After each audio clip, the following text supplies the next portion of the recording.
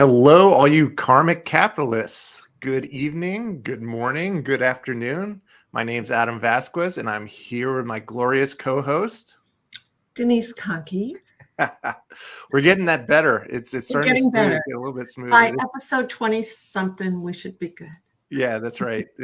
We are on episode 7, so there are 6 before that, and we're so excited because today we're going to talk about market ecosystems and how to build that in a karmic capitalist model. But before we do anything, Denise, why don't we give us a recap from last week? Oh, last week was super interesting. And much like some weeks have more business, some weeks have more consciousness. So last week had more consciousness than business. And we aim for the center, but you got to have bases on both sides. So it was a very interesting week because we talked about a book. And I actually bought the book because I didn't know about the book until Adam introduced me. So it just came. This is a fantastic book. And so for people who can't see it, what book is that?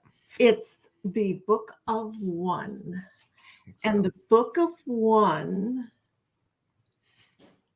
And for those who are listening, Denise is pulling the image of the book. She has the book in her hands across. I have a visual aid. Sorry, you can't see it. But the Book of One is truly, when Adam said last week that it was a PhD course in consciousness, it is. It truly is. It's written like a postgraduate textbook. And I am super enjoying it. It's got a huge bibliography, and I am enjoying it immensely. But it'll be fun about that, or my enjoyment of that book today. There's so much information in that book. I mean, and so for the people that don't know what we're talking about, it's the idea of the Book of Ra, Law of One, or Book of One. And there's several UFO researchers that did these channel readings with other people from the other side of the veil, right?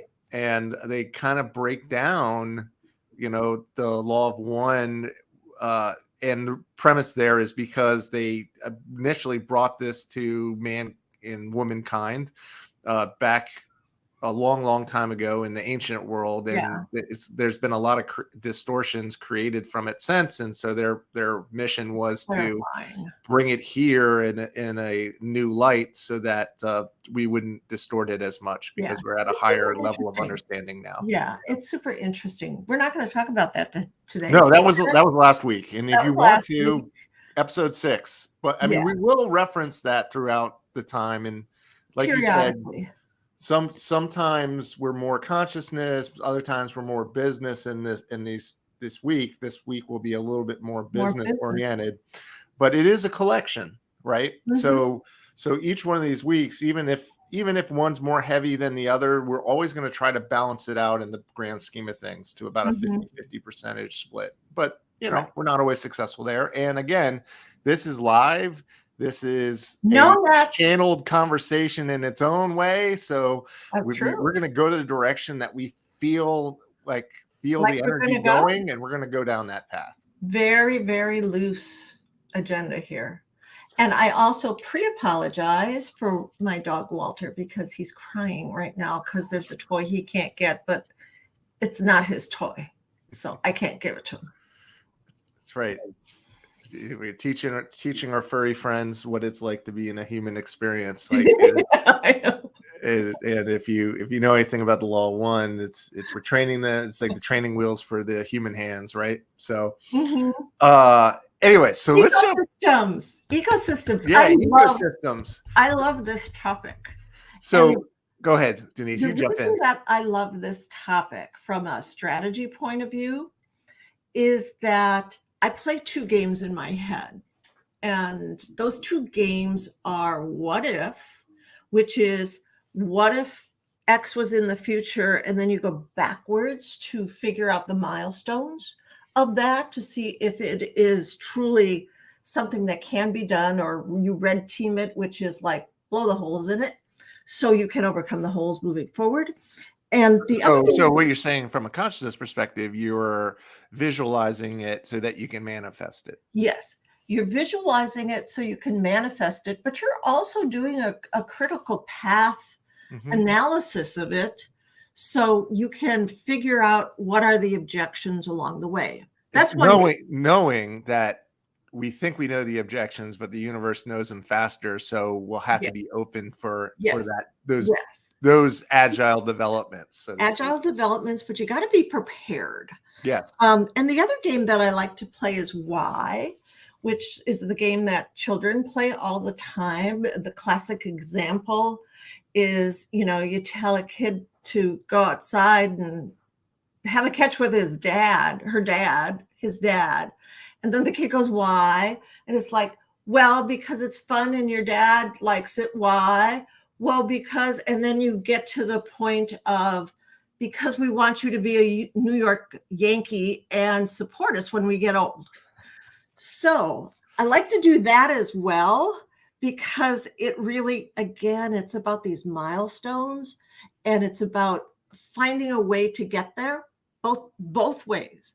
So when we talk about ecosystems, for me, that is a wonderful why and what if game, because oh my God, I was not that into the concept of ecosystems until we started working together. And when we started talking about the whys and the possibilities, I went all the way, and I want to see the all the way happen. So I'm all in all the way on the ecosystem that we're creating, and it is an economic ecosystem. Well, let's talk about ecosystems, right? I think ecosystems successful, well, let's even break it down to communities, right? So we're really just talking about a community around, we talk about this in previous episodes about what is a market. A market's a community or a group of people coming together to solve shared pain based on shared beliefs. And that's really the same. That's the ecosystem, right? That's the community. So like, what makes it a good community versus a bad community? What makes a good ecosystem?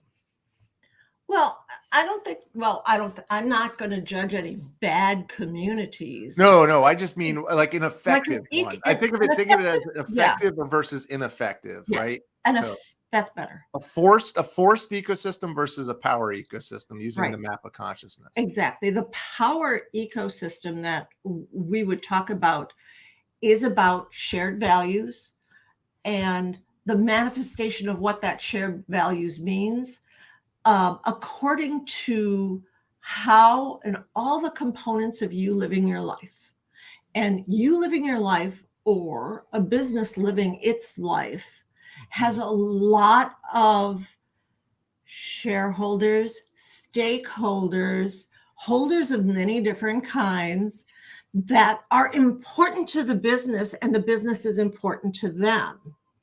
So it goes two ways, and those can be everything from local government to supply chain verticals to horizontal partners who take your product and sell it somewhere. All of these people, media, customers, of course, right? Customers, yes, of course, customers. And that ecosystem is really fundamental to health, healthy businesses, because people aren't healthy if they're alone. In general, gross generalization, don't call and say I'm alone and I'm healthy. But in general, people need support. People need people. Businesses need people too. Well, and I think one of the common, I think previous versions of capitalism think of it as in some ways in silos, first off, and then they create a separation between internal and external communities, right? Meaning my employees, my team members are treated differently or are different than my customers and partners, external partners, whether they, you said vertical or horizontal partners, depending on what they are, government and everything else. And Capitalism 2.5, which seems to be a lot of the people are trying to move to. Karmic capitalism is much deeper than that. Embraces consciousness itself. 3.0, Karmic Capitalist 3.0. And so I think it's interesting, right? So again, it's the customers, your employees, investors, your partners, any partners that you have that you need to execute the work. If you're a software company, they may be the system integrators. Everybody in your supply. Anybody who's sharing or working together, even to build something around this idea, right? There's this thing that, and I wrote his name down so I could say it. And hold on, let me find it. It's Kengo Sakurado. And he wrote a book about Bushido capitalism, which is using the values and the ethics of Japanese culture, which are basically profit serves society. And if profit serves society, it really means people need to be happy coming out of this. Right. They need to be healthy coming out of this. They need the business to support the community, which is fabulous. And different cultures, we talk about different cultures all the time, at least I do. Different cultures have so many different good, bad polarities that one of the things that we talk about is stripping all culture away. So there isn't good or bad. There's just vibration. Mm-hmm. And vibration is high or low. We talk about that. That's important. But there are voices out there trying to find a way to make capitalism work. Yes. Because it is broken. Well, we've evolved past the old models of the scarcity-based versions of capitalism, and that goes up to 2.5, right? So, and what people are passing conscious capitalism or stakeholder capitalism off as, it's still based on fear-based systems, right? Exactly, and it's also still divided by capitalists and workers. Right. There's no lower, middle, upper class. There's just capitalists and workers. And let's be frank about that. Yeah. And shout out to someone if she's watching, because we talked about that 2 weeks ago. Yeah. I think that's true. And so what, building communities, to talk about even stakeholder capitalism, trying to do right, make sure everybody's, kumbaya, we're in this together, but it really doesn't happen that way. And what's the difference in the karmic model? What's the key difference? I have my point of view on that, but I'd love to hear your point of view. What's a key distinction?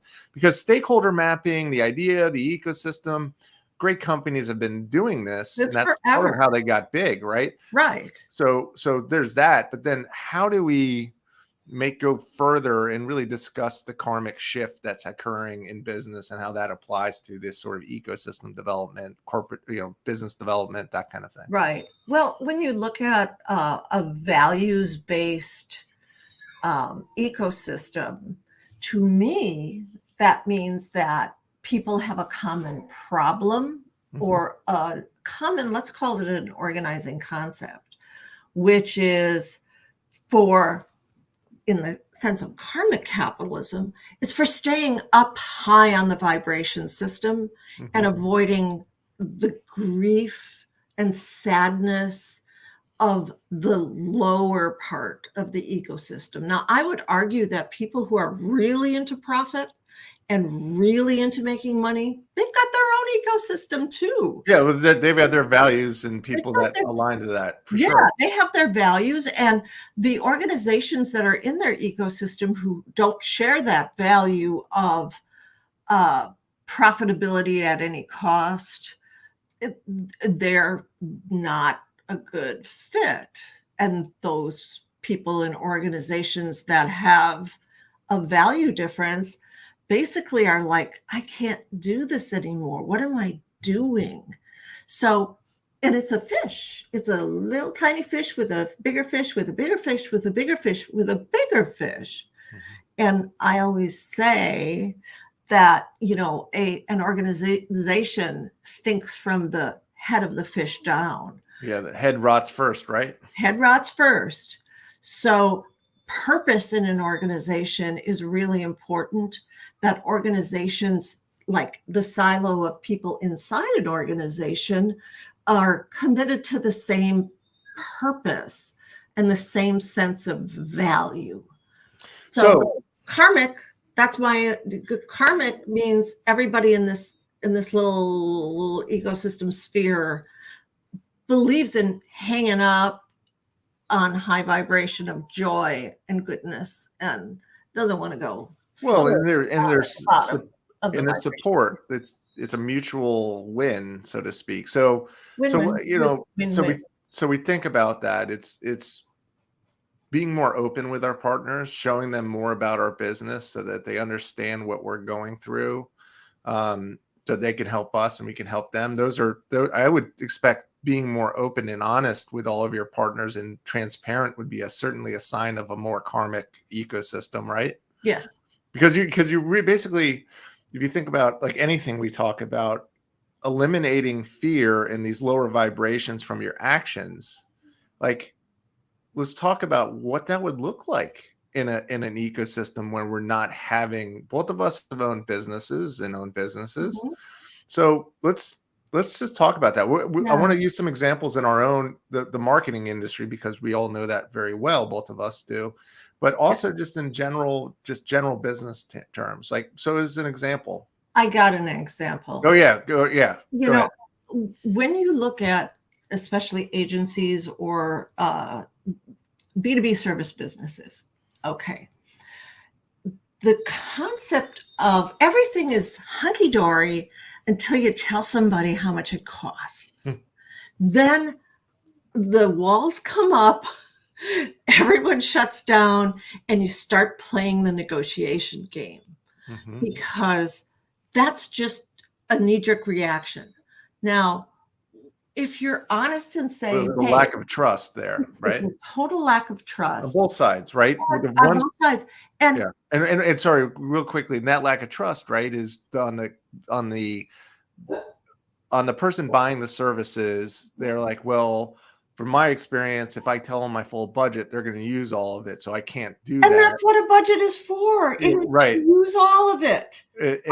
Irony happens. And then on the other side, it's like, well, what aren't they not telling us? So we need to make sure we add more budget because we're not going to get all the truths. There's going to be a lot of back and forth trying to get to it, so it really creates a lot of waste, right?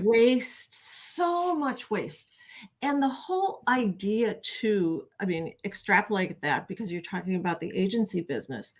But this is the same in all businesses. All businesses, but especially in any business to business type of transaction, especially. Right. Yeah. And the buyer is usually like, well, what can I get for added value? What can I get? But there's no equality on the agency going, what can I get for added value?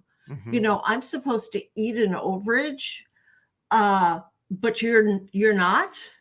Right. I'm supposed to give you something for free as a favor, but you don't even send me a fruit basket at, Thanksgiving. Right. Where is the parity between the two sides of the equation? And it's not there in 99% of the time. Well, and it's both sides are based on fear, because, talking about our industry, in that the advertising industry, obviously we're in a few industries in our businesses, but especially in the advertising industry, it's remarkable, because what happens is, you just really, the industry is afraid not to get enough work, or they're so hungry that they want to work on a brand, they end up really hurting themselves as a macro sort of nuking the market. Like this industry, the advertising industry, marketing advertising industry, I've never seen another industry kill itself as fast. It's absolutely. And let me clarify what I mean by killing itself. The whole, like, and this is a point of, bad training on, bad expectations training on the vendor side or the client side versus the agency, but the whole pitch process, right? Like, what other industry is it okay to make a vendor partner, not a partner, because you're treating them like a vendor, give you everything they have in their heads for free, and then you can decide if you want to work with them after you've already seen all the ideas? Which is the equivalent of a restaurant giving you all their food on their menu so you can taste it and decide if you want to pay for the meal. Yeah. That's the equivalency. It is really, I mean, and it's two problems to that. First off, well, it really comes down to the industry itself, the advertising industry. This industry, nobody else is to blame but us in this industry because of the fear-based things that we do. If you weren't afraid to lose work, you just basically tell these clients, have fun with that. You're going to find somebody who's not very good at it, and they're going to do a bunch of free work for you, and it's going to suck, right? Because we all value our time, and that shows you that the client doesn't really value you or your time in that way either, right? And so the industry needs to decide that it's going to take back its IP. Rather, the client's never going to do it. And the search consultants are paid to help do that. They're like procurement people, external procurement people that try to follow this process. And and again, shame is of lower vibration. I apologize. You can't shame them. No, I know you're right. It's totally the wrong word. It's totally the wrong word. All of the search consultants that, publish are saying this is broken. You can't do this. Don't do this. There's another way. Yeah. They're all saying that, but then it comes down to that way because they want to get paid. Comes down to the old way. Yeah. Because they want to get paid. Well, that's okay. No, but I'm just saying that's fear. That's a fear-based decision. Getting paid is not fear-based. That's a balance to the universe. The search getting paid should get paid for their IP and their guidance when they look on behalf of clients for agencies and then help them through their process. The problem is it always comes down to, if I were a search consultant, I'd say, okay, go to a bar, not that I'm a drinker, I'm not, but go to a place, have dinner, talk to people, go to a bar, hang out with your team, see if you like your team, and then do that hang out with another team, hang out with a team after that, and then pick your agency. That would be my recommendation. Yeah, I mean, and how you get to the work quality, I mean, you're going to find out. And chemistry, see, that's the thing. Chemistry is the number one reason why agencies are selected, and every search consultant will tell you this, right? And so then, if that's the case, then why are we focused on pitching ideas rather than get to know? Because the part is, these ideas, and teams put hours and hours into these ideas. Oh, well, but how can you do anything effective in that sort of quick turn timelines anyways? I mean, honestly, I mean, it completely devalues the service that you have. So for those of you who don't know what that pitch process is like, so a pitch comes meaning you have 3 weeks to get something together. You all hands responding on deck, to a proposal that the client's like, give us ideas and pitch these ideas to us. Show us even if it's show us the direction that you want to go. Yeah, is extraordinarily time consuming because we're professionals. And even if we have 20, 30, 10 years experience, it still takes us time to figure it out. It's not innate knowledge. There's a certain amount of innate knowledge, but that time is then spent working essentially for free to give ideas. And then you get it, you don't get it, but every other client that you have suffers because, we're a warehouse of boxes or a car wash. It's like the more boxes that go out of the warehouse, the more cars that are washed in a month, the more money we get. And when you pitch something, you get less money. And if you get less money, you are shooting yourself in the foot as a business, because your business is modeled on time. And then, you talk about chemistry. It's like, what is that? Vibration. Well, vibration. And here's the irony of all of it, right? These are the same companies that are spending billions of dollars and aren't even aware of the market follower paradox. Yes. And so they are sitting there wasting billions of shareholders' dollars. And if if you owned company stock in any of these, and basically most of all these companies, if they're not the leader, yes, you're basically saying, well, we're gonna be totally, I mean, I guess it makes sense. They're totally inefficient in their budgets anyways. Why wouldn't they be inefficient and ignorant to the whole process regardless? The whole process. I mean, there are companies, get real. There are companies that have advertising agencies that make mistakes more than most small and medium, business budgets. Yeah. Every day they make more mistakes. Every day there's more padding in there. And people talk about padding in the government. Oh my goodness, there's a whole lot of padding in big business. Yeah. And it is, the agency, I can tell you from being in it for years and taking 1,000 seminars and being in the backside of it to see P&L and how profit happens. Agencies have a really, really thin margin. Yes. It has come to the point. Back in the day, Mad Men, they had a pretty big margin because they were, getting cash flow with marketing media, 15% or 17.5 to get to 15. And then they had markups on outside purchases like 45%. I worked for an agency with a 45% markup. There was plenty of slush. So it goes back to, what are you going to give me as a favor? It's like, oh, okay, your golf outing poster, we'll take care of that for you. But there's no margin anymore. Your sponsorship at your golf event or something cause that we're really not interested in, but it's good anyways. I mean, and that's not karmic, right? Because you're basically asking somebody to pay to play, and pay to play. And the idea of market invention, or just karmic capitalism, and even the term karmic marketing has been thrown out there. You're doing it right when you're just giving and that the gift itself is the power of that.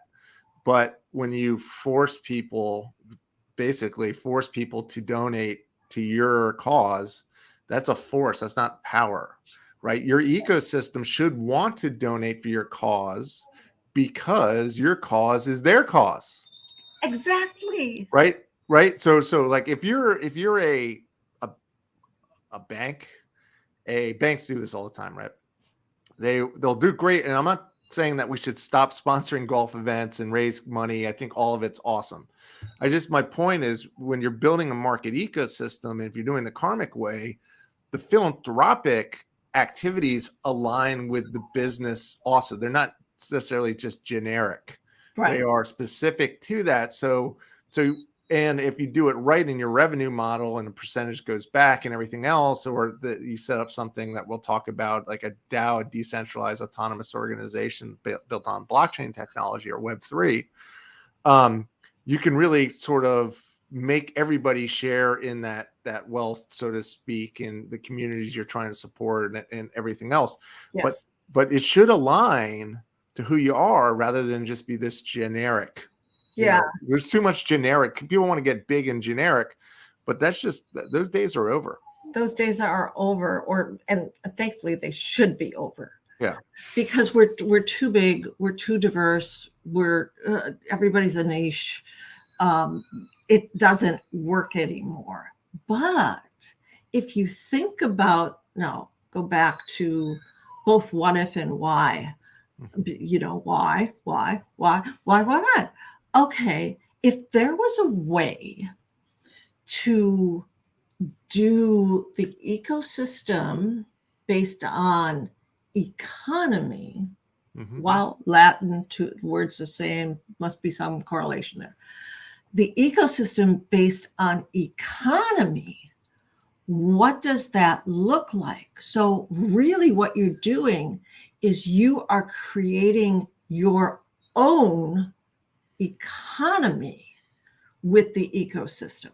So like let's use a couple examples, right? I mean, and what that could look like. Yes. There's technology. We'll jump into the technology that can enable this, but let's talk about that after we discuss this, because there's the blockchain. I believe blockchain Web3 is the perfect vehicle for this, and it's come at the right time, right? Right time. So when we think about a well-functioning ecosystem based on a karmic model. Yes. Everybody's making decisions off of love for each other and the purpose, and trying to do the best they can for the purpose that their shared purpose, right? Right. Kind of like a commune. Right. So then with that, like accounts payable and accounts receivable, how does that change, right? Because the big companies treat the small companies, the subcontractors, like banks. And, we've been put in this situation, and we have clients that pay, sometimes 90 days. And then it's really hard for us to flip the bill for our subcontractors, because they're part of this team. And it's a lot of times we're subcontractors, especially on state and government work, where it just stretches it out. And what these big organizations are doing, and they know what they're doing, because anybody who understands cash flow, one of the first things any cash flow consultant will do in your business is going to try to shorten your accounts receivables. So the amount of days that on accounts receivables, try to shorten that and try to extend as long as they can on the accounts payable, right? And that fixes cash flow for sure. But the problem with that is it screws everybody else's up. Yep. It's like passing the buck. So as an example, it's being in a community where you have leverage and bargaining power. But honestly, in the markets that exist today, it will take a Google to try to do this. It will take a state government to say, you know what, we no longer allow delays on subcontractors, so we're going to pay you everything up, or percentages up front. So the payment terms need to change at the prime, or the main, whoever's in the hub of the middle of this has, like you said, has to stop being a rotted fish from the head down. They need to start saying, I can't treat my partners like banks anymore. Yes. And treating your partner like a bank. You mentioned government agencies. Most government agencies, state of fill in the blank, pay really slow. Yes. And they require you to have the money to bank all of the outside purchases, often including media, so they can pay late. So if you want to work for the state of, I'm just going to pull one out of the air because they're kind of notorious, Illinois, they're just hard to work with. But a lot of states require you to pay a vendor of yours before they will pay you. So why is the governing body playing this game too? That shouldn't happen. Governing body is supposed to be an ecosystem of shared beliefs, meaning I believe in Wisconsin, I believe in Iowa. Well, yeah. Well, I mean, it's like, I mean, and it comes down to where the source is of this economic ecosystem. So as an example, like using a Boeing as an example, right? So Boeing needs to get the raw materials. They need to, obviously, they pay multiple vendors to partners to build the subsystems. And those partners have to pay for their supply chain, which could be raw materials or other subcontractors or other partners providing that. So it's a big ecosystem, right? Yes. And supply chain ecosystem. and I'm sure I haven't done the math on this. I would love for somebody to do the math on this, because then we get closer to resolving this. But I can imagine, I understand why Boeing has a lot of money sitting in inventory and out the door, and they're trying to do it, but there's got to be a better way. And I don't have the answer of, Boeing, if they pay their vendors right away, but there's got to be a model, even that it's a shared sort of resource potentially that everybody gets paid through automatically, that closes that sort of gap of that lag. Because unfortunately that lag is going to exist regardless, because there is time. I mean, we talk about it, we're in this sort of time-space reality, which time exists. Yes. Even though time really doesn't exist at the macro level, it exists here. And it does take time to build parts, design parts, source the parts, mine the ore. All of that takes time.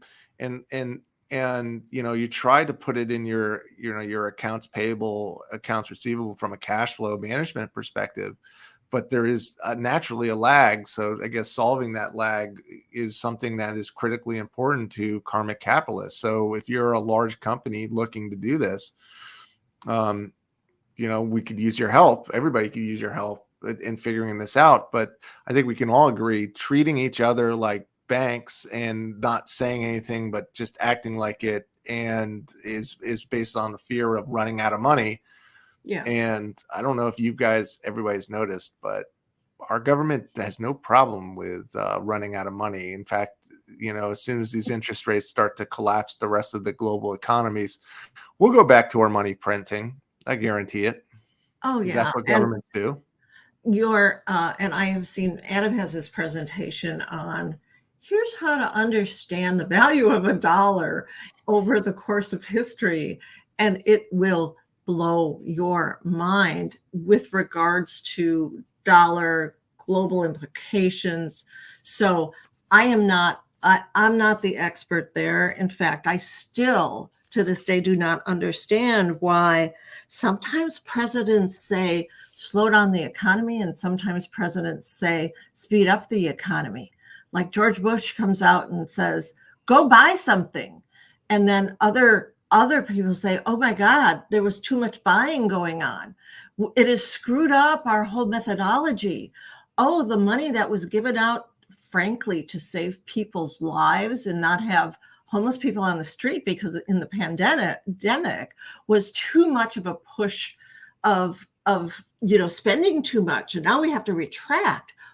Somebody explain this to me, because I do not get interest rates, and I'm not asking you to explain it right now, but I do not get. We'll get into macroeconomics interest another rates episode. And raising interest rates as a means to slow down an economy when everybody judges an economy as a growth. The economy grew. Yeah, I mean, where this makes sense. We can definitely dig into this, and I could spend the whole episode and more, plus like a whole year on this stuff. We should do it. We should. Okay. Well, but I think your question on money and everything else. Here's the reality: fiat currency. That's currency. That's the dollar. Or the sterling. Explain fiat, because people fiat currency is issued by the government, and so it's issued by the government saying that, okay, this dollar is worth this in value. But the problem with that is the government doesn't have a set number of dollars that it's ever going to stop printing. So the value, the more dollars that go into the market, the economy, obviously the value of the dollar drops. So like anything, if there's more of something, there is less, it's less rare, right? Scarcity, right? And that idea, the economics of that. So in the history of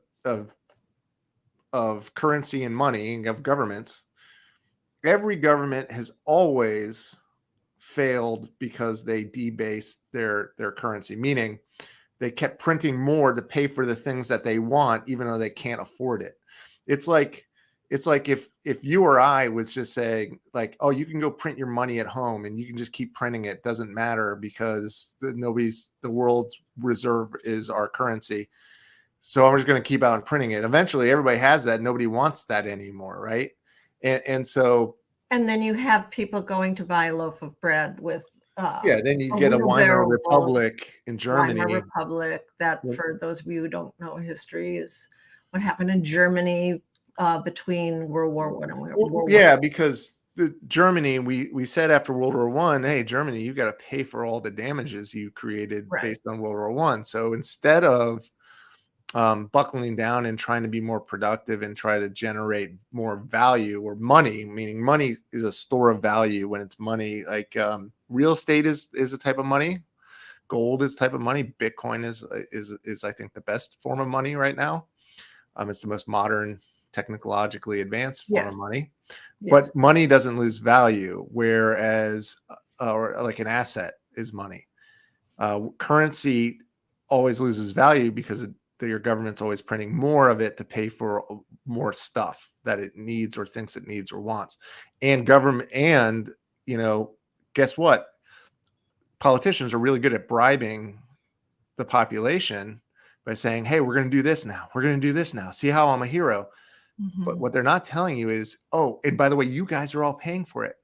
You're going to pay for it with the inflation of goods, meaning which is the biggest tax on everyone. Everybody is getting taxed for this. That's why inflation is going out of control, because we've been on a debt spree the past, 100 years. And now we're at the end of it. Yeah. And we're off of debt since the Clinton administration. So let's. Well, the Clinton administration was actually balancing the budget and we were getting a surplus for the first time. Right. Yeah. And however, Nixon took us off the dollar off the gold standard, and the reason why he did that is because we couldn't pay for it. We didn't have enough gold to pay for the spending that we had done in, say, Vietnam War and other things. So this is our currency, and inflation that we see today is our fault as citizens, because we allowed this to happen. So it's our accountability. We elected these officials. We did this. And I'm not saying that we didn't need to spend what we did with COVID. But the problem is when we've been spending our rainy day slush fund. So now when you need it, it's not there. You end up inflating things. The rainy day slush fund went out of control. And this is not supposed to get political. No. I'm just saying in general. All governments the last administration prior to this administration. Yeah. But all governments have been doing this, and the U.S. has been doing this. Even FDR did this, and people would argue that even pulled us into war to get us out of the downward spiral. So, and that's the last move. What governments usually do, they drag you into war so you forget what the real issue is. And hopefully this new density shift that will no longer happen, but we're seeing it around us. So and hang with us. We're going to get back to ecosystem. Yeah. No, but I think, I think about the money and the wealth. So a good ecosystem is everybody is getting wealthy together. Yeah. Prosperity. This is why the current government ecosystem that it's created creates a lot of wealth for system integrators and government contractors. Listen, I live in the DC area. I see it all around me. I mean, this is a very recession-proof area for the reason that its number one customer keeps printing its money when it runs out, right? And then all of you guys pay for it. Yeah. Then you can charge thousands of dollars for a toilet seat.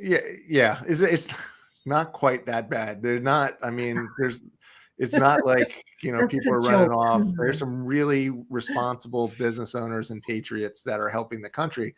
But the only point is, like if we're 130 or 120 something debt to GDP, that means you're bankrupt. So like you can't keep spending in this stuff.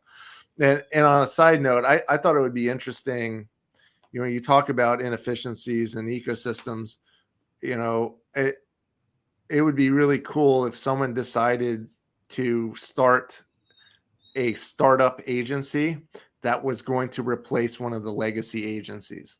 And their mandate was do it with all the technology and efficiency today and see if we can do a better service to the citizens with today's infrastructure. And then when they build it and they prove it, and do it some agency like you're talking government agency. Nobody really cares about it. Sorry, Department of Interior, like, one of them. Okay. Like do it Bureau of Land Management, where maybe it's not as big of a critical thing. Like, don't do it in Social Security. You should eventually, but don't do it there. Start. And then once you build this model, and then you're like, okay, we've got 80,000 people over here and this huge cost, and we've done it now with 10,000 or 5,000 people in automation and everything else. Like, I feel bad for those 80,000, but that is free market, so then we should shift everything to these 5,000 system, and that becomes our new department. And then that old legacy system, we don't throw it out, but we're going to have to get rid of it eventually, right? Eventually, and that's the kind of transition we need to do now. And there needs to be new models for what is basically the entire economy. The only thing that I will say about that is that those 80,000 people, which is 75,000 you just fired because of automation. Well, I'm not saying we fire them, but okay, but they are redundant. They do need to be reallocated. Yes. Or they go back into the free market. So the government actually is the largest employer, obviously, in the country. But there are a lot of people who depend on the government for employment. Yes. So, well, but that's the bigger thing, because if these individuals understand the stuff we're discussing now, maybe they can set themselves free and realize that they could be doing something that they're totally passionate about. It's like the argument about robots, right? So people are like, oh, robots are going to steal my job. They're going to take this from me. They're going to take this from me. First, it's all fear-based. Yes. They're going to take, it's going to be like Terminator. They're going to take over the world. Maybe. I don't know. I don't have a crystal ball necessarily, but we're here, and I think maybe in the future, if you believe in, we're already in Skynet. I could say, if you believe in densities, I believe that maybe you can actually incarnate your soul in a robot, because eventually a robot is going to become self-aware. And then this the argument of, are they really conscious? And yes, once you become self-aware, you are. So that pursue in third density. But regardless, it's going to free up a lot of people to go do something that they're passionate about. Mm-hmm. And that's the optimist in me. Yeah, that's the optimist in you, and I appreciate it. And so many people, however, and this is just top of mind for me, can't find their passion. They can't find, what they care about.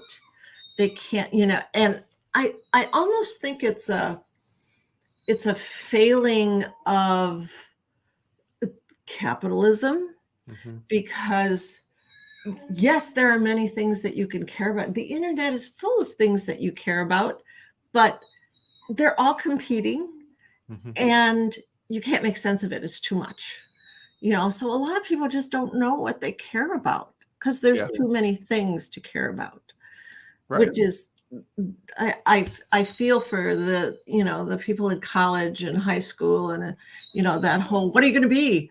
What are you going to be when you grow up? What are you, you're going to college. What are you taking? Business? And it's like, I don't like business.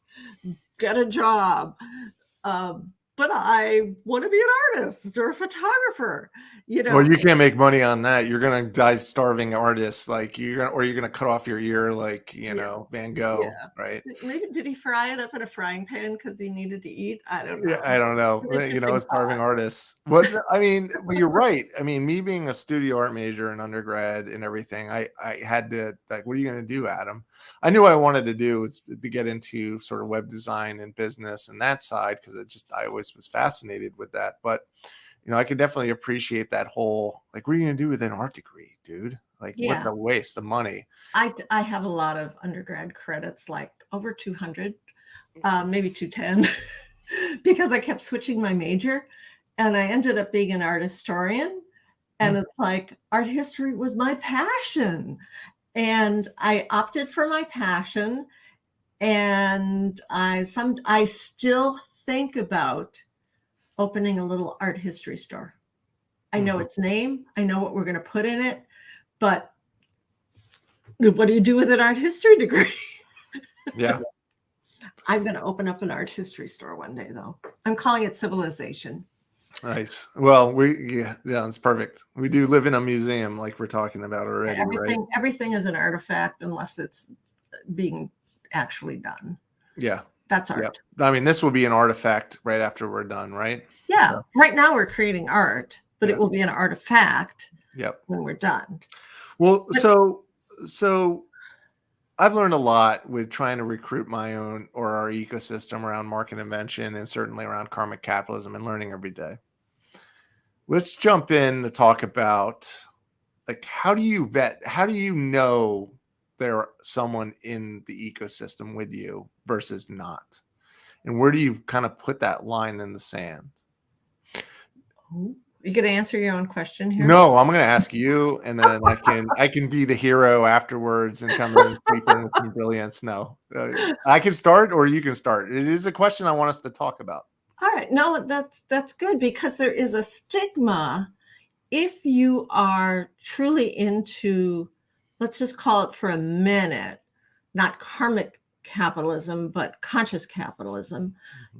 Like, there are 6 definitions of conscious, so you can communicate that to someone, which is the term most people use right now, to say, I'm really into conscious capitalism. Well, it's consciousness as in, I want to give more money away. I'm conscious of everybody's situation.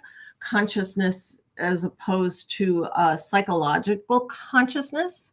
There's lots of definitions of consciousness. So the question on how do you know is a hard one to answer, because people like us are out there going, yeah, I believe in things that you can't see, just like DNA. And they are energies around us, and we can't even define the species. That's a heretic kind of thing to say out there. And you get a lot of, you gotta hold on to what you believe. Yeah, right. So it comes down to that belief, right? For karmic capitalism, meaning we're going to base this on vibration according to our definition. Sure. Is really, it's out there. Nobody's out there like us. So then you're right. So I guess first off, you exist. So there's probably others, right, that believe in this. And the whole ecosystem. I mean, assuming you've already mapped the opportunity, the ecosystem exists. Yes. One of the things that I see common mistakes is somebody doesn't have a point of view, let alone can actually articulate it in a sound bite to sort of pre-qualify people, right? Mm-hmm. So people, if you guys reach out to me on LinkedIn, anybody reaches out to me on LinkedIn and says, hey, I want to help you or do some work with you, or, check out my coaching product. My simple answer is like, well, let me know how you feel about karmic capitalism. Because I'm in many ways, I am very uninterested in finding new people or new businesses to partner with unless they're not aligned on a karmic capitalism or karmic vibration level, because I'm past that energy. We're moving past it. And plus we need, for us, karmic capitalism, part of why we're all together doing this is because we want to create a groundswell so that we're changing the future and we're making it a more karmic model. So it's not about holding a principle past the point of needing to hold it, right? Don't be stubborn on it. But it is a value of for your purpose. Like we talk about it. One of our major purposes is ushering in this new form of capitalism. And why? Is because we believe this universe is abundant, and all this scarcity model is all distortions of the truth. Yes, it's distortions of the truth by people who are profiting from the truth. True, very true. Distortion of the truth, so. Which they're using that market invention terminology, market invention, for the negative, for the dark, right? So. Yeah, so I do think that there because we say, and I'm using my hands to describe stuff. So if you're listening, it's like when you look, I'm making a big ball. When you look at the ecosystem of consciousness and everybody in it who are doing podcasts or writing books, or they are consciousness coaches, or they are they want you to pay to become a animal psychic. There's a huge business base out there of people who are making money on that. Mm-hmm. What we're talking about is not that, but the defining the principles of that and connecting it to an ecosystem that is both horizontal and vertical, that aligns with the sense of values that we're talking about, because those values of higher vibrations versus lower vibrations is really the definition of what we talk about. That's it. Vibrate high. That's it. Well, and we talk about partners that we work with that offer sort of more niche services than we offer as on the consulting side of the business. We don't need you to necessarily be a market inventor, but we definitely need you to understand the karmic values if we can, and from some of our legacy partners. But it was a decision we made a long time ago. It's like, do you understand, at least in principle, market invention, and can you help us extend that? Because if you can't, we're not sure you're qualified or competent to understand what we're trying to do here. Yeah. Right. And the thing about the ecosystem, now I'm going to go back to what we're trying to do here, at least what we're trying to do here for me. If you think about the ladder up, why and why and why and why and why, the end of my personal ladder on what we're trying to do here is to create a model for micro economies. That's where I'm landing, because the model for a micro economy that exists based on the values ecosystem, if it can be self-sustaining as an economy, meaning everybody really is participating with intent in everyone else's happiness and prosperity, then can we create something where what else happens in the world doesn't matter? It's just whatever. And we exist within that world.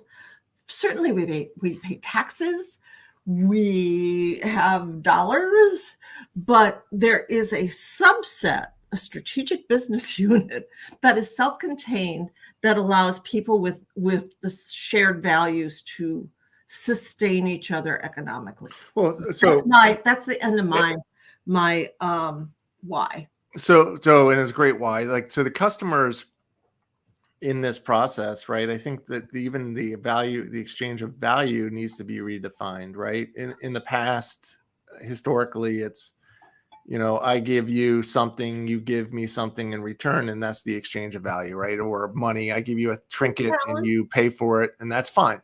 That's great. Yeah. And I'm not arguing with that. That's not a fair exchange of value. But I think in the future, there's a commitment to each other. And the commitment is that I will keep investing in your purpose as you're doing in mine, and we can share in this broader ecosystem or the microeconomy, where no longer just if I buy a product from you, I'm investing in that product, sure, and hopefully there's pricing in there, but that allows the company to use that money and make better products in the future for this ecosystem, right? So if they figured out their pricing, that should be in the margins, their future products. But in the past, it's like, oh, I need to buy your stock, I need to buy this. But I see a future with which blockchain technology now enables, where you actually can get wealthy when there's more product sales, that you don't have to be in the traditional sort of stock market, so to speak. So imagine that I buy a Jeep, and Jeep says to me, great, thank you for this purchase. You also get this many Jeep or adventure tokens or Jeep tokens that have a value of this based on your purchase, right? This is how many you get back. And holding on to them has merit, right? Has value because the whole ecosystem gets value. So now you're, like a stock, now your value of your token goes up when other people are buying Jeeps. And it's even bigger than that. Can you use token, spend it, and treat it like a real asset? So now people who are buying are also getting vested in the businesses, in the market communities, and now imagine if Jeep partnered with, say, Columbia or Orvis or a big adventure brand or what have you to represent that new market. Then Jeep would be like, okay, anybody who buys in that ecosystem gets a shared token, which is then managed by this decentralized autonomous organization. So now we're no longer talking about individual company shares, which you can go buy if you want. We're talking about shared community shares, right? Mm-hmm. Meaning everybody who participates, whether you buy a Columbia jacket or you buy an Orvis reel or you buy a Jeep, anybody who participates in that shared value belief system then gets a percentage back based on the DAO itself. So it is much more of a community model to stocks than like you're buying an index fund. Yes. You're invested in an index fund around a belief system. Yes, it's exactly, but better, the model of that, because it's more accessible. Yes. It's because everybody can benefit. Everybody has the opportunity to save and has the opportunity to have an asset that is meaningful to them. Now, blockchain allows this to happen. Right. Blockchain, and I know if I say blockchain to 100 people out on the street, 99 the blood will rush from their face and they will be like, I'm out. But blockchain is really cool.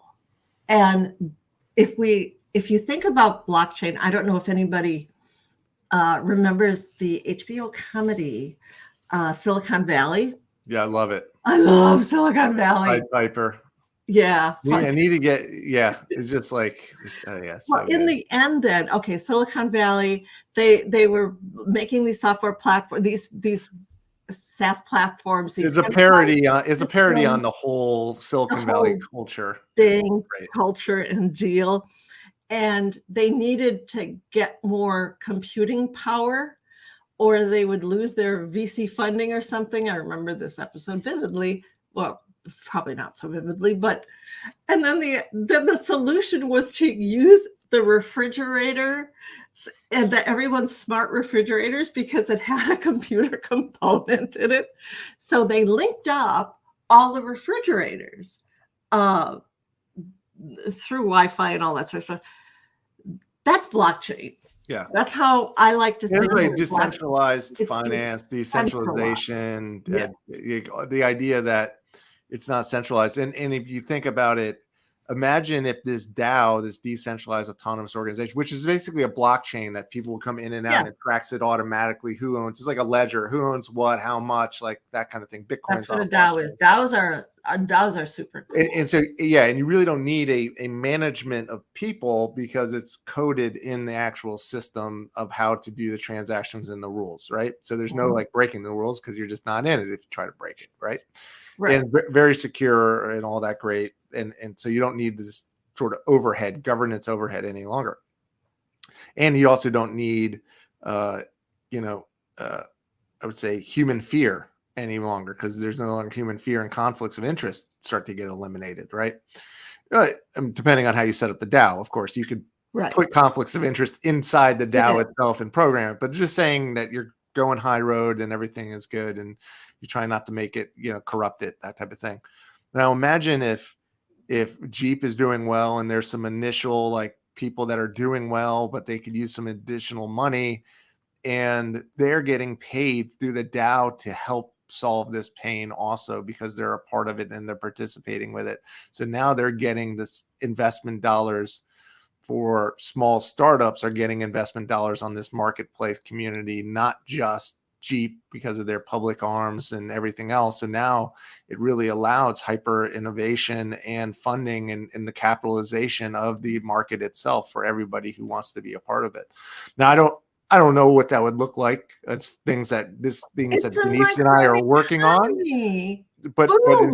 But in theory, this is the opportunity, and there are a lot of really smart people doing this in practice. You know, our vision is doing this around belief systems and market communities and ecosystems. So these ecosystems get wealthier with participants participating in the ecosystem. And you could even tie communities to it. You can tie lots of stuff to this. They're really exciting. And this allows that sort of microeconomic, the economy to happen that, yeah, you know, we're all subject to the macro stuff. I mean, COVID hit everybody, you know, there's always that macro stuff. That's like, you know, whether you believe it or not, in the game idea that I always like to throw out there, like a video game, that's the macro stuff that's affecting everybody in the game. You can't avoid that. Right. But at the micro level, which is like your world, your world, you can really kind of quarantine yourself from a lot of those external factors if you're all in that world are helping each other. And I think in the world that we're moving, it's funny when we say decentralization of ecosystems, we're not saying that we're trying to create silos and divisions of people, right? I think that can come off that way, and that's not what we're saying. We don't want to create more division, right? The Republicans and Democrats, those are two communities that don't agree with each other, and they don't even represent the mass amount of people in the country, right? So not trying to create that, but if we can, we're trying to build it around interests. Like, what do I like doing? What is interesting to me? What do I care about? I think that's different. We're still all, you know, beings, and if everybody understands consciousness and kind of believes it, but really kind of understands it, because once you understand, it's hard not to believe it. That's the baseline. Then we don't have to worry about separation. Now we can just focus on what are individual paths or groups of people that are together that are following similar things and similar likes, and really nurture that diversity. So it really kind of nurtures diversity of ideas, ways of expressing yourself, all sorts of cool things, while capitalizing it. And, you know, ultimately, this is a perfect saying that I think Sam Walton said this, you know, from the founder of Walmart. He said this about when they were going to small towns, you know, there was a lot of news and media saying, oh, they're putting everybody out of business. They're putting all the small business out of business.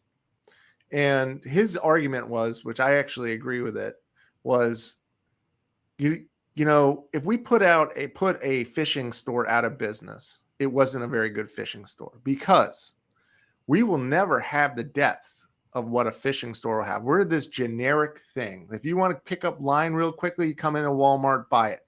But if you are a fishing enthusiast, you're not going to Walmart for your fishing supplies.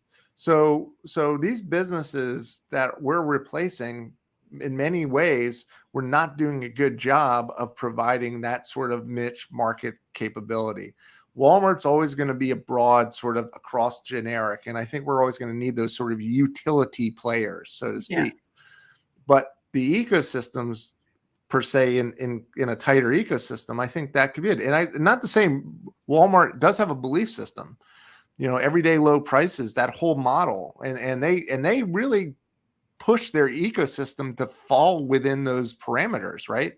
Anybody who has ever sold anything or works with Walmart knows how tough they are on price margins. Yes. Right? I mean, they're ruthless on that. They're ruthless. And so they're doing from a scarcity perspective, but the idea of how they look at the market ecosystem is relevant to this conversation, because they make sure everybody understands and plays with those values in mind. Yeah. And I will not comment on Walmart. I don't go there. I don't want to go there. No, you're not in their market. I'm not in their market, but I do understand why they exist. And I do understand and respect that they do. The Walmart family is the richest family in the world, I think. Oh, I don't know about, maybe the Putin family is more. Yeah, I'm sure. I mean, or the sheik and, yeah, they're sheiks. Kingdom of Saudi Arabia, I'm sure. But, they're the wealthiest family in the United States. And if you are a business person, you have to respect that. You have to respect that Amazon has created a utility out of shopping, and that a whole bunch of people use it. And it truly has amazing value, not just monetary. It's like, oh, it's cheap. It's not just that. It's like, oh, I can have it today Right. or tomorrow, or I can spend my time online looking at everything and then pressing click or talking to Alexa and say, buy this. This is amazing. Like him, hate him. I don't like the way he spends his money. I would spend my money differently if I won the multi-billion-dollar lottery that's out there now. I would spend it differently. But, oh my goodness, by all accounts, this is amazing. This is what it should be. This is what capitalism is and should be. It's just the back end of it is has distorted a lot of people's values. The back end of it, and that is the part. Okay, I don't want them to make that much profit. I expect them. Let's rephrase it. I expect them to do something different with the profit. But if we had a microeconomy and Amazon was in my microeconomy and we were making scads of money, I'm all in. Well, if you think about it, if that profit was a shared, they reduced some of their profit and made it a shared sort of DAO ecosystem, and they even took a percentage of their profit and put it in the wealth of this DAO, meaning they buy the certain number of tokens based on their profit every year. And if everybody does that, then maybe that's how you get back the exchange and what, some value in some other exchange. I think they would want to do that, because now people will be incentivized to sell exclusively on the Amazon platform, right? Or the Walmart platform or what have you. And you could choose to pay an Amazon worker every $100,000 a year. Right. You could choose to do that as part of the value that the values that you have and the ethics that you have. So really, it's kind of the savior of capitalism. At least I think it is. It doesn't require a membership like REI. Okay, REI, great stuff. They fantastic prices. They give you money back at the end of the year based on your spending. Awesome. You have to pay to play. But if you were in a ecosystem that you didn't have to pay to be a member of, and that was self-sustaining. Or you do pay, but you pay in your natural behavior. Like there isn't anything extra that you have to do. Yeah. Then I'm all in for a value-based, heavy-duty profit company. Well, and then what if the DAO also sponsors volunteerism too, right? Mm-hmm. So like you can volunteer and then you get funded based on DAO tokens for volunteering based on the needs of that purpose of that ecosystem being together. So then it becomes its sort of self-fulfilling philanthropy engine as well.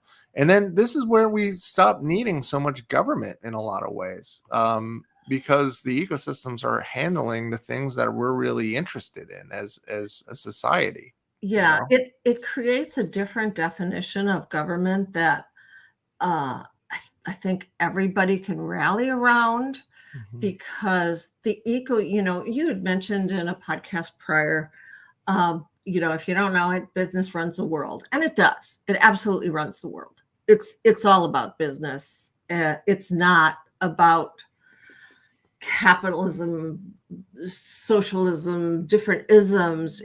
In the United States, it's about business running the world. Mm-hmm. The United States, which is the trickle down to the world. And we've used our military power to expand that, right?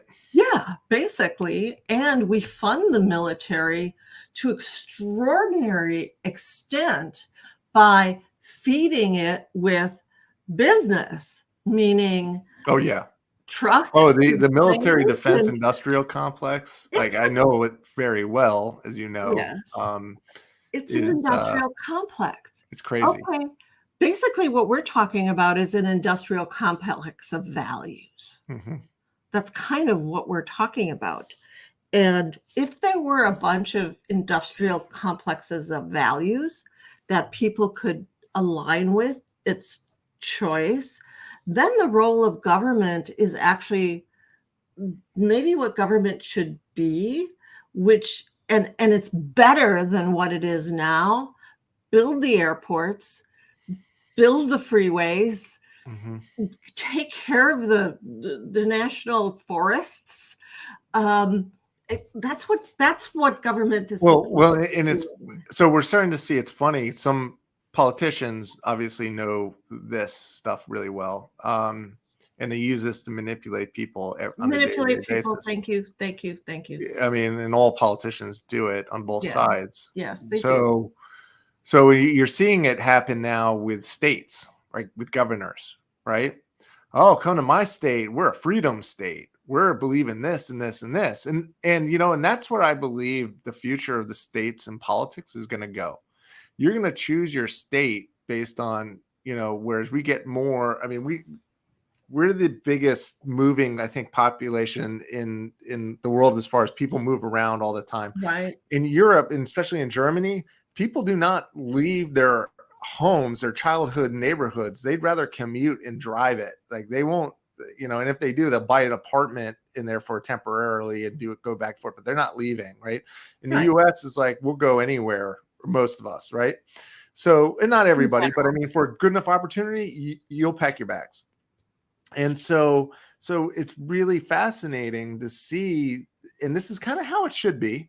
States represent belief systems, and that allows all of us to be together in one, but it's like, hey, I believe in freedom as a whole, but this is my flavor, and this is my flavor. As long as it's not hurting someone or hurting yourself, like, have at it, right? And as long as there's inclusive and everything else, but cities, the vibrations, each city has a different vibration, right? Right. And I do believe that if you're all going to be together in the same government, which I will argue against, because I think we should be like 5 or 7 governments. The United States is just too diverse. So I don't know. I still believe in the model. You believe in the model. The model has to have structure, and the model has to have laws that everybody abides by still. But what you're saying is correct in that I ain't going to Texas. It's like flavors of America. What flavor of America do you want? Yeah. Anyway, Texas, I actually, all you Texans out there, I love Texas. So I didn't think I would, being a Washington football team player, fan. And fan of the Bears. The Cowboys? You like the Cowboys? What? No. But I tell you, it wasn't as bad as I thought it would be. Oh, that's right. You lived there for a while. Yeah, I lived in Dallas for a little while. But you're right. There's different energy and different vibrations, and every city's got a different feel. It's got a different food scene, got a culture. The countries, the different states have this. Within states, like Oregon is very rural and very militia based in many ways, versus Portland, which Portland is probably one of the most liberal, weird, and I love Portland cities in the world, but it is such a contrast when you drive an hour outside, right? Right. Well, then I would argue too that we have these crazy divisions, political divisions in Wisconsin that are reaping frickin' havoc with everything, because there are cities in Wisconsin that are progressive and thriving, And there's farms in Wisconsin that, we all vote a different way. So the idea of a microeconomy as it applies to states, then I think you got to kind of split up some states. I really do, because it ain't going to work. Oh, no, maybe that's a limiting belief, Denise. Okay. More states for everyone. More states with their own vibe for everyone. Everybody gets more. How about that? I just think that we're going to see more and more preferences, and people are going to be moving to their preferences politically, and that's fine.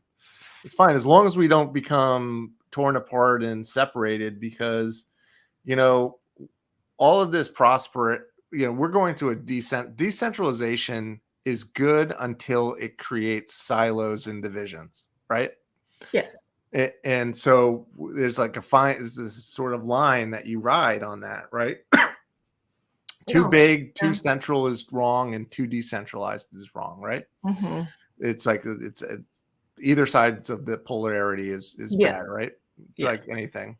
It's so the question is, where is that? Where is that line? Where is it? And I do believe as a country, still definitely the best country based on our values. We definitely have some challenges, changes that we're going through. But eventually people already choose states based on what their preferences and belief systems are already. So it's already happening. It's always happened this way, and it makes sense because our families, our values were taught. That's why we don't want to leave our families. We stay in areas that we're comfortable. But it is fascinating, but it is an ecosystem discussion. So we got like 8 minutes left. I don't want to do a quick recap on what we talked about, because we talked about a lot of stuff around ecosystems and development. First off, I want to say the stakeholder ecosystems is a team sport. Like karmic capitalism is a team sport, right? Meaning you got to look at your team internally, externally. Everybody needs to be incentivized, and you can't force it. That's the thing. Like you'll know if a partner is really wanting to help you is if they start helping you build it without you having to ask them and follow up with them and apply force to them. I think that's some of the point of when you're looking at it. But and then I would say my last, and then I'll let you share your thoughts on this. All ecosystems are rallied around a belief system or set of belief systems. So if you're looking to try to build your market, your ecosystem, your community, especially on a karmic capitalism level, know that ecosystems are built on belief systems, regardless if they believe in karmic values or not, right? So we'll stay that. They're already there. But if you're trying to organize something and you don't have a rallying point, or you don't symbolize and represent that rallying point for that ecosystem to come together, then you're just never going to have an ecosystem. Now you can participate in someone else's ecosystem, and that's fine if that's what you want to do. Nothing wrong with that. Yeah, but if you want to step out and lead and organize, then you're going to have stand for something, and it needs to be more than just profit or revenue. Your thoughts? People like organization and infrastructure. That's how the human mind thinks. Quite a lot of marketing is just repackaging, because there are only, I don't want to say there are only so many ideas, but there's a lot of, not every product, not every service has a differentiation that is unique. Mm-hmm. So the packaging of the concept of an ecosystem is really important. And that's the thing that I hope big business does as a responsible act of helping to run the country a little differently, and actually organize the thought of an infrastructure, package it so it's easily marketed, and then come to us for advertising, because we understand creating differentiation out of to metaphor it, to make people understand communication. So I really do think that it should happen. Somebody's got to step forward and do it. And if it's us, together with a little ecosystem, still all in. Thank you, Denise. So with that being said, it's time for our ending. As far as we usually do a meditation or something quick. Did you have one in mind today, Denise? Nope. Hope Okay. you do. I'll take us through something. It would be nice. It would be similar to when we were recruiting people, but I want to set this up and this will help you sort of get a little bit more clarity and manifest that sort of soul tribe that we're creating. Because an ecosystem in many ways is like a big soul tribe, right? So let's go ahead and do that. Again, I'm going to ask everybody to close their eyes and we're going to do 3 breaths. We're going to, if you're new to this, we do the breath is we do 3 seconds. We breathe in, we hold it for 3 seconds, and then we breathe out slowly for 3 seconds. And when you're breathing in, you're trying to fully expand your lungs and your stomach in the process. And so we're going to get into that, and then we'll get into the meditation, and then we'll end with another final last deep breath in and breathe out. Okay, so let's get started. Everyone, please close their eyes. We're going to take a first breath. Breathe in. Hold. Breathe out. Breathe in. Hold. Breathe out. Last one on your own. Breathe in.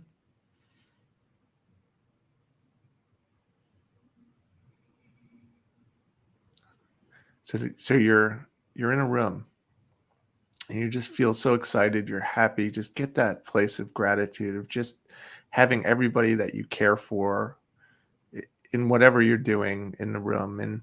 And maybe you have a business or an idea, or you're starting something just new, organizing, you're trying to bring together a group of people to help you in this bigger mission and values that you have, and you're trying to recruit people and bring them together. Now, just imagine you're in this big space, this big open space. It's not an auditorium, but it's like a big open event space with lots of tables. And there's lots of tables, you hear clanging and lots of laughter because at these tables, they're all having a dinner. And everybody's eating and enjoying, and everybody in that room, and every one of those people is you're all working together for this shared purpose. And you're getting up on stage, and you're getting up on stage to not get an award, because you're actually on the stage to give out awards, and giving out awards to other participants in this ecosystem with you. Maybe it's your company award, or maybe it's an association award, or what have you. But it's an award recognizing those people that have put the most effort and have had the most results in this mission idea that you have.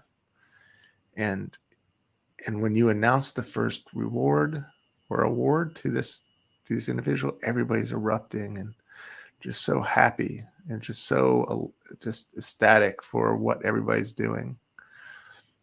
And as you're about ready to walk up the stage, one of your close colleagues, maybe you've met them before, maybe you haven't met them yet. Maybe they're on your team right now. They say, 1 second, you're not allowed to leave the stage. And as they do that, they present you a Lifetime Achievement Award. And that's when you really fully realize that the magnitude of the impact you've made, the business, the ecosystem that you've brought together, and the people and the magic that you're doing, knowing that you have made a huge impact. And that's not about the award. That award just symbolizes the manifestation of all the hard work in the community and all the hard work that everybody else has done on the team.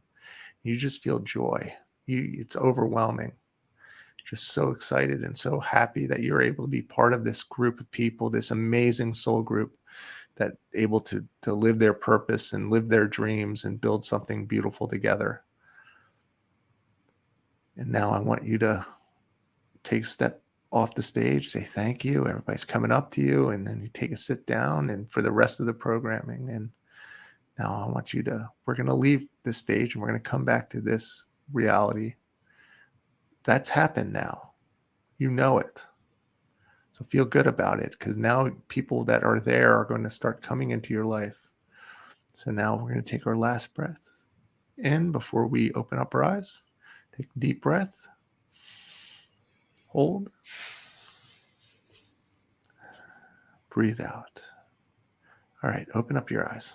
So that is a great visualization technique of getting yourself feeling like you're in the group. It's a big group. This is your ecosystem. Everybody's in the room. This is a completion. Like you have achieved what you're looking to achieve. And this isn't about the award. The award just is a symbol of something of recognition of the thing that has happened. You should accept the award. You should be just very happy with yourself. Like, there's nothing wrong with that. But that's what we are going for, and know that it's done. If you can think it and you can see it, it's already happened. So wish everybody their best week, and we'll talk to you next week. Lots of more exciting things coming. Denise, any final thoughts before we let everyone go? Oh, everybody has to spend the next week thinking about what award they're getting. And that would be really cool. That might be your purpose. That might be your little purpose exercise. I love it. Well, thank you, Denise, as always. So grateful for you being on the show with me. And everyone who is listening to us and turning in for the first time, thank you. Don't forget to hit the subscribe button and the like. It certainly helps us on YouTube in the algorithms. And please be sure to share this with anybody that you believe is on this sort of karmic capitalism mission or just needs to hear this thinking. That's why we do it. We're all karmic capitalists here, and we're all students of this, and we're all trying to come together to make a better place for all of us. So thanks again, Denise. Take care, everyone. Take care, everyone. And have a glorious week. Thank you very much, everyone. Take care. Bye.